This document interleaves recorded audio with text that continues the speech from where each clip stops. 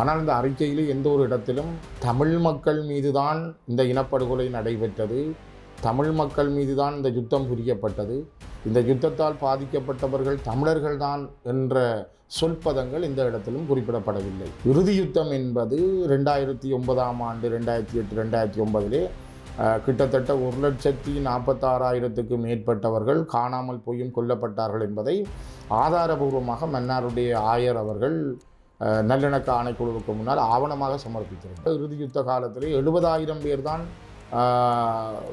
வன்னி பகுதியிலே, அதிலும் குறிப்பாக முல்லைத்தீவுக்குள்ளே இருக்கிறார்கள் என்று உணவு அனுப்பப்பட்டதை தவிர மீண்டும் அவர்கள் எல்லாம் வவுனியா முகாம் போய் திரும்பி வருகிற பொழுது அது 4,20,000 மக்களாக காட்டப்படும்.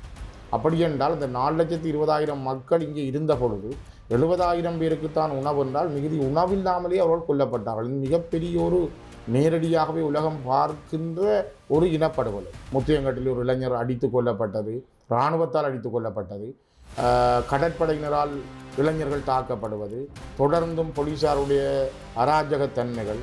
இங்கு பாதிக்கப்பட்டவர்கள் தமிழர்களுக்கு தான் இது நடந்தது. இப்போ முஸ்லீம்கள் என்றால் முஸ்லீம்கள் என்று பெயரை வடிவாக சொல்கிறார்கள்.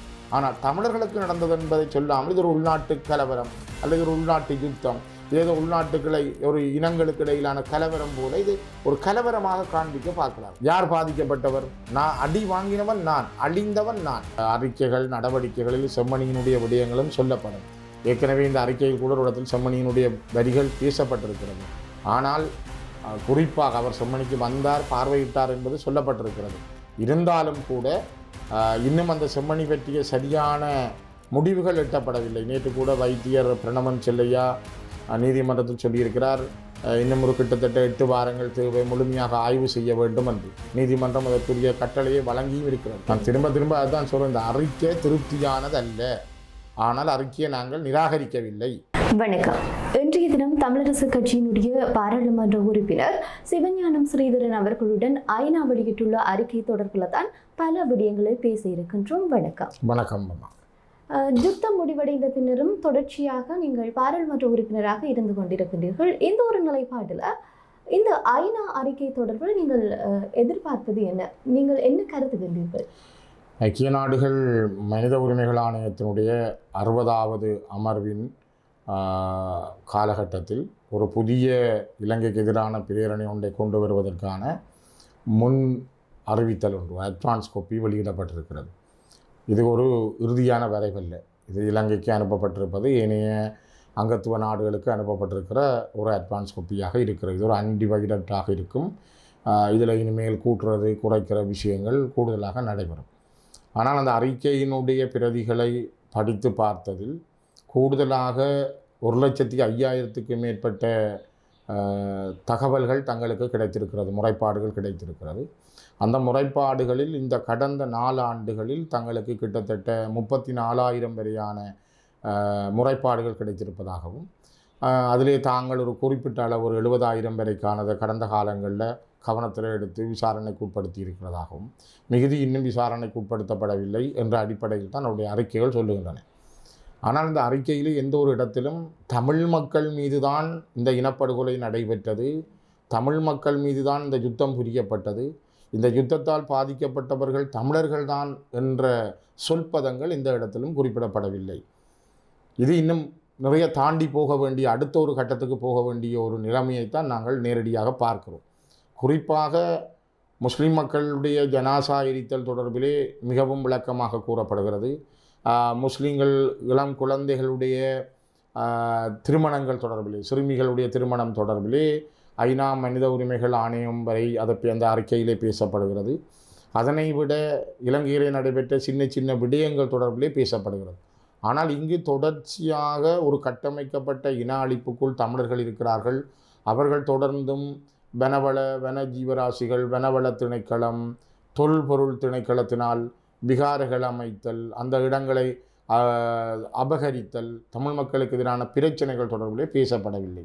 இந்த அறிக்கையினுடைய வடிவம் என்பது ஒரு திருப்தியை தரவில்லை என்றாலும் ஒரு கட்டமாக இது முன்வைக்கப்பட்டிருக்கிறது. இந்த அறிக்கையினுடைய அடுத்த இறுதி வடிவம் வருவதற்குள் நாங்களும் எங்களுடைய பிரேரணைகளை, எங்களுடைய முன்மொழிவுகளை கொடுக்கக்கூடிய ஒரு கால அவகாசம் வழங்கப்பட்டிருக்கிறது. தொடர்ச்சியாகவே பார்க்கிற போது அந்த அறிக்கையில் இலங்கையினுடைய பாதுகாப்பு படைகள் தொடர்பிலையும் ஆயுத குழுக்கள் தொடர்பிலையும் கருத்தை வெளிப்படுத்தி இருக்கின்றார்கள். இந்த ஒரு நிலைப்பாட்டில் நீங்கள் இந்த ஒரு விடயத்தை எப்படி? ஆயுத படைகள் இருந்த மாதிரியே இருக்கிறது, அது குறைக்கப்படவில்லை. ஆயுத படைகள் குறைக்கப்பட வேண்டும், அல்லது அவர்கள் பயங்கரவாத தடை சட்டம் இன்னும் ஒரு சரியான முறைக்கு கொண்டு வரப்படவில்லை. அந்த பயங்கரவாத தடை சட்டத்தினுடைய ஷரத்துக்கள் தொடர்பிலே மாற்றங்களை கொண்டு வந்து ஒரு புதிய பயங்கரவாத தடைச்சட்டத்தை கொண்டு வருவதாக இலங்கை சொல்லுகின்றது. ஆனால் அவற்றில் முன்னேற்றம் இல்லை. வலிந்து காணாமல் ஆக்கப்பட்ட அலுவலகம், காணாமல் ஆக்கப்பட்டோருக்கான அலுவலகம் OMB என்பது சரியாக இயங்கவில்லை. அது மக்களுக்கு ஒரு நல்ல திருப்தி தரக்கூடிய தீர்வுகளை கொடுக்கவில்லை என்ற விடயங்கள் மென்போக்காக அதிலே சொல்லப்பட்டிருக்கிறது. ஒன்று தெளிவாக எல்லாருக்குமே உலகத்துக்கும் தெரியும், உலகத்திலே வாழுகிற தமிழ் மக்களுக்கும் தெரியும், இங்கே வாழ்பவர்களுக்கும் தெரியும்.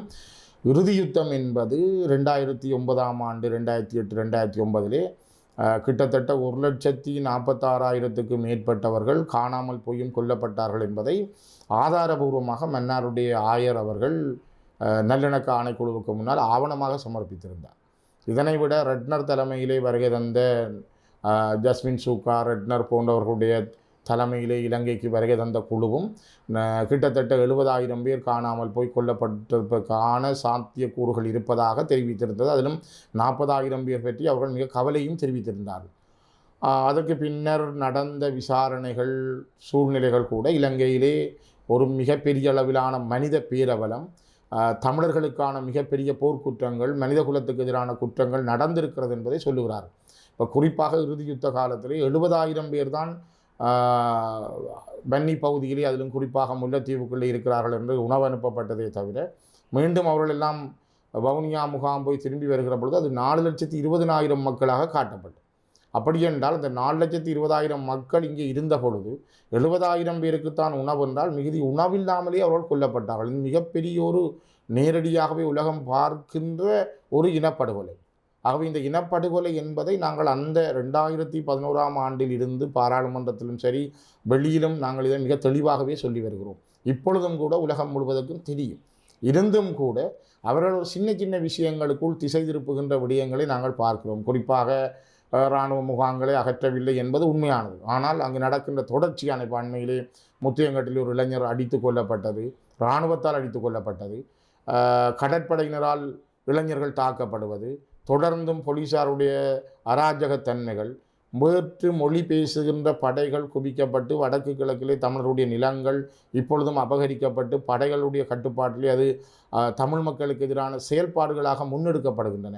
இந்த விடயங்கள் தொடர்பிலே எவ்வளவோ முன்மொழிவுகள் வழங்கப்பட்டிருந்தாலும் கூட இந்த அறிக்கையில் மேலோட்டமாக படைகள் குறைக்கப்படவில்லை என்ற விடயம் சொல்லப்பட்டிருக்கிறது. OMB அலுவலகம் திருப்தி தரக்கூடிய வகையில் இல்லை என்பதை மென்போக்காக சொல்லப்பட்டிருக்கிறது. நாங்கள் அந்த விடயங்களை வரவேற்கிறோம். குறிப்பாக இந்த அறிக்கையை நாங்கள் எதிர்க்கவில்லை, வரவேற்கிறோம். ஆனால் நிறைய விடயங்கள் இங்கு பாதிக்கப்பட்டவர்கள் தமிழர்கள் தான், தமிழர்களுக்கு தான் இது நடந்தது. இப்போ முஸ்லீம்கள் என்றால் முஸ்லீம்கள் என்று பெயரை வடிவாக சொல்கிறார்கள்.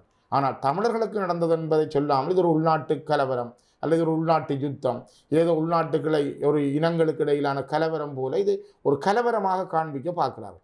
இது ஒரு திட்டமிடப்பட்ட 54ஆம் ஆண்டு 1954ஆம் ஆண்டிலிருந்து பிறகு 83ஆம் ஆண்டு இந்த 2009ஆம் ஆண்டு வரையான காலப்பகுதிகளில் தமிழர்கள் மீது பேரினவாத சிங்கள அரசுகள் திட்டமிட்டு செய்த இனப்படுகொலை என்பதை சரியான முறையில் இன்னும் வெளியில் வரவில்லை என்பதுதான் எங்களுடைய ஆதங்கமும் அதுக்கான முயற்சிகளை மேற்கொள்வதும் தான் எங்களுடைய செயல்பாடு.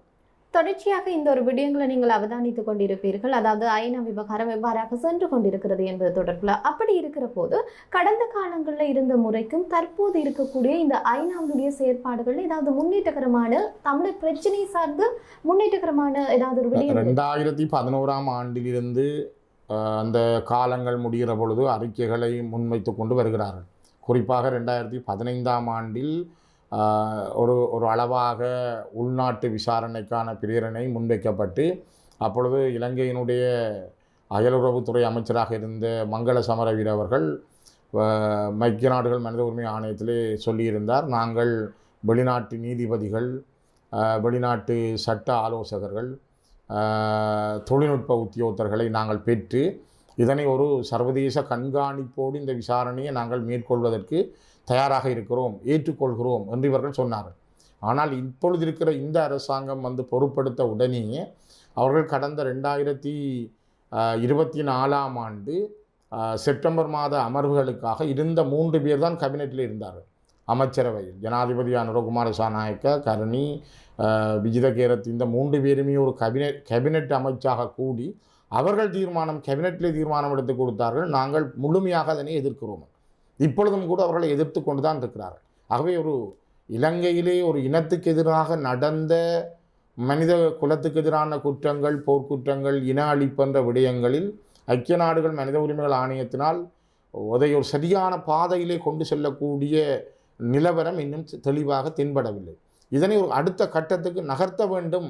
இதை தாண்டி போக வேண்டும். குஷைன் அவர்கள் ஆணையாளராக இருந்த பொழுது கூட அவரும் ஒரு முறை குறிப்பிட்டிருந்தார், இந்த மட்டத்துக்குள்ளேயே இதுக்கு ஒரு தீர்வு எங்களால் எட்ட முடியாது, இது ஒரு அடுத்த கட்டத்துக்கு நாங்கள் போக வேண்டிய நிலைமையில் இருக்கிறோம், இது கட்டாயம் அப்படி ஒன்றை செய்யப்பட வேண்டும் என்பதை அப்பொழுது இருந்த அல் ஹுசைன் அவர்களும் கூட என்னை சொல்லியிருந்தார். இளவரசர் குஷைன் அவர்கள் ஆணையாளராக இருந்த பொழுது குறிப்பிட்ட அந்த விடயம் இப்பொழுது வந்திருக்கின்ற இன்றைய ஆணையாளரும் கூட நேரடியாக செம்மணியையும் பார்வையிட்டதன் அடிப்படைகள் அவருக்கு விளங்கும் என்று நான் கருதுகிறேன். ஆனாலும் இந்த அறிக்கையில் பார்த்தோம்னு சொல்லிச்சோன்னா சுயாதீன நீதித்துறை தொடர்பில் தான் குறிப்பிட்டு கொண்டு இருந்திருக்கிறார்கள். இந்த வகையில் பார்க்குற போது இது ஒரு வகையில் உள்ளக பொறிமுறையின் ஊடாகத்தான் தீர்க்கப்பட வேண்டிய விடயம்னு சொல்லி அவர்களும் அழுத்தமாக சொல்வது போன்று இருக்கிறது தானே. இல்லை, சுயாதீன நீதித்துறையை உருவாக்கி இங்கே தான் இது விசாரிக்கப்பட வேண்டும் என்று திரும்ப அவர்கள் சொல்வார்களாக இருந்தால் அது ஒரு பிரயோசனமற்றது, பெறுமதியற்றது. அதனைத்தான் நாங்கள் நீண்ட காலமாக சொல்லி வருகிறோம். இப்பொழுது குறிப்பாக நீங்கள் செம்மணியிலே கூட பார்க்கலாம், இன்று வரைக்கும் 135க்கும் மேற்பட்ட மனித எலும்புக்கூட்டு தொகுதிகள் எடுக்கப்பட்டிருக்கின்றன. இன்னும் அது ஒரு 13 அடி 11 அடி இடப்பட்ட துண்டுக்குள்ளே தான் இவ்வளவும் எடுக்கப்பட்டது. இது இன்னுமே தாண்டி செல்ல போகிறது. இந்த இடம் முழுவதும் இருப்பதாக சொல்லப்படுகிறது. இப்போ தாண்டி இது செல்லுமாக இருந்தால் அடுத்த இதற்கான நீதி விசாரணை என்ன? இது இந்த உள்நாட்டு பொறிமுறைக்குள்ளோ அல்லது உள்நாட்டு நீதித்துறைக்குள்ளேயோ இது ஒரு சரியான நீதியான விசாரணையாக கண்டறியப்படக்கூடியதாக இல்லை. அதனால்தான் நாங்கள் அடிக்கடி இதனை வலியுறுத்துகிறோம். இதற்கு கூட ஒரு பன்னாட்டு நீதிபதிகள் அல்லது பன்னாட்டு மேற்பார்வை குழு ஒன்றுடைய செயல்பாடு மிக முக்கியத்துவமானது, அது மிக மிக அவசியமானது என்பதை நாங்கள் வலியுறுத்துகிறோம். நாங்கள் இது தொடர்பாக பல்வேறுபட்ட நாடுகளின் பிரதிநிதிகளுக்கும் கூட இந்த வலியுறுத்தலை கொடுத்து வருகிறோம். ஆனால் இன்னும் அதற்கான ஒரு தெளிவான எண்ணங்கள் சொல்லப்படவில்லை. ஆனால் எங்களை பொறுத்தவரை நாங்கள் சொல்லக்கூடியது, இந்த அரசாங்கங்கள் யாராக இருந்தாலும், சிங்கள பேரினவாத சிந்தனையோடு வருகிற அரசுகள் யாராக இருந்தாலும் அவர்கள் இந்த உள்நாட்டுக்குள்ளேயே ஒரு விசாரணை என்பதை மடக்குவதற்கு அல்லது அதனை மறைப்பதற்கு, அதனை அதற்குள்ளேயே முடக்கிக் கொள்வதற்கான முயற்சிகளைத்தான் அவர்கள் மேற்கொள்கின்றார்கள். இதில் குறிப்பாக அந்த சுயாதீன வழக்கறிஞர் குழுவை நிறுவ வேண்டும் என்று சொல்லி அந்த அறிக்கையில் கூறப்பட்டிருக்கிறது. இதை நீங்கள் எப்படி பார்க்கிறீர்கள்? ஏற்கனவே பலவிதமான அறிவுறுத்தல். சுயாதீன வழக்கறிஞர் என்பது உள்நாட்டு வழக்கறிஞர்களாக இருப்பதில் பிரயோசனம் இல்லை. அதைத்தான் நாங்கள் திரும்ப கேட்கிறோம். சுயாதீன வழக்கறிஞர் அல்லது நேரடியாக இதனை கண்காணிப்பவர் மட்டுமல்ல, இப்பொழுது கண்டெடுக்கப்படுகின்ற எலும்புக்கூடுகளுடைய காலங்களை கார்பன் டெஸ்ட் செய்யக்கூடிய, அதனை ஆய்வு செய்யக்கூடிய அந்த தொழில்நுட்ப தரங்கள் சர்வதேச தரத்திலே தான் அது அமைய வேண்டும். இது உள்நாட்டுக்குள்ளே அவை செய்யப்பட முடியாது. ஆகவே இங்கே எடுக்கப்படுகின்ற எலும்புக்கூடுகள் எந்த காலத்துக்குரியவை, இது யாரால் செய்யப்பட்டிருக்கலாம், தடைய பொருட்களை வைத்து இதில் இராணுவத்தினுடைய முழு பங்கு இருக்கிறது என்பது எல்லாருக்குமே தெரிகிறது. இவற்றை மறைப்பதற்காக உள்நாட்டுக்குள் ஒரு சட்ட வழக்கறிஞர் குழு ஒன்றை நியமித்தல் அல்லது இதற்குள்ளேயே நாங்கள் ஒரு விசாரணை குழுவை வைத்தல் என்பது ஒரு முழுமையாக இதனை மூடி மறைக்கிற செயல். இதனை நாங்கள் வன்மையாக எதிர்க்கிறோம். எங்களை பொறுத்தவரைக்கும் சுயாதீன வழக்கறிஞர் குழு என்பது அது ஒரு சர்வதேச தரம் வாய்ந்த வெளிநாடுகளிலே இருக்கின்ற புலமைசார் வழக்கறிஞர்களாக அது இருக்க வேண்டும். அவ்வாறான வழக்கறிஞர்கள், குறிப்பாக சவுத் ஆப்பிரிக்காவில் நடந்த மனித குற்றங்கள், சிகாகோ, ஏனைய நாடுகளிலே நடந்த, பொஸ்னியாவிலே நடந்தது போன்ற மனித குலத்துக்கு எதிரான குற்றங்கள், அங்கே ஆராயப்பட்ட வழக்கறிஞர்களுடைய அனுபவங்கள், அப்படியானவர்களுடைய அனுபவங்களோடு தான் இவை பார்க்கப்பட வேண்டும். அவ்வாறு இல்லாமல் இருக்குமாக இருந்தால், இது இலங்கைக்குள்ளே தான் என்றால், யார் குற்றம் செய்தானோ அவனை நீதிபதியாக விசாரித்து விட்டு போகிற மிகப்பெரிய மோசமான செய்தி ஒன்றுதான் உலகத்துக்கு சொல்லப்படும். ஆனால் அவர்கள் தொடர்ச்சியாகவே இந்த உள்ளக பொறிமுறையை தான், அது எந்த அரசாங்கமாக இருந்தாலும் தொடர்ச்சியாக அந்த ஒரு நிலைப்பாட்டில் அவர்கள் உறுதியாக இருக்கிறார். அரசாங்கம் இருக்கலாம், பாதிக்கப்பட்டவர் நாங்கள் தானே. யார் பாதிக்கப்பட்டவர்? நான் அடி வாங்கினவன் நான், அழிந்தவன் நான். எங்களுடைய மக்கள் தான் இதை சித்தார்கள், எங்களுடைய மக்களுக்கு தான் பாதிப்பு நடந்தது, எங்களுடைய மக்களின் பிரதிநிதி தான் நாங்கள். கேட்க வேண்டிய பொறுப்பு யாருக்குரியது? எங்களுடைய தமிழ் கட்சிகள், தமிழ் பிரதிநிதிகள், தமிழ் சிவில் சமூகத்தைச் சேர்ந்தவர்கள், புலம்பெயர் தமிழர்கள் அனைவருமே கேட்க வேண்டியது ஒரு சர்வதேச விசாரணை. அதுதான் எங்களுக்கு தேவையானது. சர்வதேச பிரசன்னம் இல்லாத எந்த ஒரு விசாரணையும் இலங்கையிலே நீதியை தராது என்பதைத்தான் நாங்கள் திரும்ப திரும்ப சொல்லுகிறோம். அவர்கள் ஒரு அரசு என்ற வகையில், தாங்கள் அரசாங்கம் என்ற வகையில் அவர்கள் எங்களை அடித்து அமர்த்துவதற்கு அல்லது இந்த விடயங்களை மூடி மறைப்பதற்கான முழு முயற்சிகளையும் மேற்கொள்வார்கள். குறிப்பாக நீங்கள் பார்த்தால் யுத்தத்துக்கு பிறகு நல்லிணக்க ஆணைக்குழு உருவாக்கப்பட்டது. அதில் சொல்லப்பட்ட விடயங்கள் ஏதாவது நடைமுறைப்படுத்தப்படவில்லை. பிறகு ஜனாதிபதி ஆணைக்குழு பரணகம தலைமையிலே உருவாக்கப்பட்டது. அது கூட கிடப்பிலே போடப்பட்டிருக்கிறது. ருத் அண்ட் ரீகன்சிலியேஷன் சொல்லி உண்மையை கண்டறிவதற்கான நிகழ்வுகள் என்று புறப்பட்டார்கள். அதுவும் கிடப்பிலே போடப்பட்டிருக்கிறது. இவ்வாறு காலத்துக்கு காலம் ஏமாற்றுவார்கள். இனியும் இது உள்ளுக்குள்ளே நாங்கள் கண்டுபிடிக்கிறோம், இந்த நாட்டுக்குள்ளே ஆராகிறோம் என்று சொல்லி அவர்கள் என்ன செய்வார்கள் என்றால் ஒரு குழுவை நியமிப்பார்கள். இந்த குழுவுக்கு இன்னும் 10 வருஷம் போகும். நாங்கள் இதனை ஏற்றுக்கொள்ளவில்லை. இது ஒரு மிக மிக மோசமான விஷயம். இந்த அறிக்கை என்பதை நாங்கள் நிராகரிக்கவில்லை. ஆனால் இந்த அறிக்கையிலே சொல்லப்பட்டிருக்கிற விடயங்களில் நிறைய திருத்தங்கள் செய்யப்பட வேண்டும். அது தொடர்பான முன்மொழிவுகளையும் நாங்கள் முன்வைக்கிறோம். தமிழர்களுக்கு இங்கு நடந்தது அநீதி என்பதை மீண்டும் மீண்டும் நாங்கள் வலியுறுத்துவதில் மிக அதிகமான கரிசனையை கொண்டிருக்கிறோம். குறிப்பாக இந்த செப்டம்பர் மாதம் அளவில் ஐநா அமர்வு இடம்பெற காத்திருக்கிறது. இந்த ஒரு நிலைப்பாட்டில் பல அமைப்புகளும் அதற்கு வேலை செய்து கொண்டிருக்கிறார்கள். அப்படி இருக்கிற போது செம்மணி விவகாரம் தொடர்பிலையும் நாங்கள் பேச வேண்டும். செம்மணி விவகாரம் தொடர்பில் தற்போது எழுந்திருக்கக்கூடிய விடயங்கள் எவ்வளவு தூரம் அந்த ஒரு நிலைப்பாட்டை தமிழர் சார்பில் பேச இருக்கு? ஏற்கனவே சொன்னது போல செம்மணி விடயம் பேசப்பட்டு கொண்டிருக்கிறது. சர்வதேசத்தினுடைய கவனத்தை அது ஈர்த்திருக்கிறது. நேரடியாக ஐக்கிய நாடுகள் மனித உரிமை ஆணையாளர் பார்வையிட்டிருக்கிறார். இன்று யாழ்ப்பாண நீதிமன்றத்தில் நேற்றும் கூட அது சம்பந்தமான வழக்கு தொடர்ந்து இருக்கிறது. இந்த வரப்போகிற செப்டம்பர் ஆணையாளருடைய அறிக்கைகள் நடவடிக்கைகளில் செம்மணியினுடைய விடயங்களும் சொல்லப்படும். ஏற்கனவே இந்த அறிக்கையில் கூட ஒரு இடத்தில் செம்மணியினுடைய வரிகள் பேசப்பட்டிருக்கிறது. ஆனால் குறிப்பாக அவர் செம்மணிக்கு வந்தார், பார்வையிட்டார் என்பது சொல்லப்பட்டிருக்கிறது. இருந்தாலும் கூட இன்னும் அந்த செம்மணி பற்றிய சரியான முடிவுகள் எட்டப்படவில்லை. நேற்று கூட வைத்தியர் பிரணவன் செல்லையா நீதிமன்றத்தில் சொல்லியிருக்கிறார், இன்னும் ஒரு கிட்டத்தட்ட 8 வாரங்கள் தேவை, முழுமையாக ஆய்வு செய்ய வேண்டும் என்று நீதிமன்றம் அதற்குரிய கட்டளையை வழங்கியும் இருக்கிறது. உடனடியாக செம்மணி விஷயத்தை நாங்கள் ஒரு வட்டத்துக்குள் கொண்டு வர இயலாது. அது ஒரு பரந்த பிரச்சனை.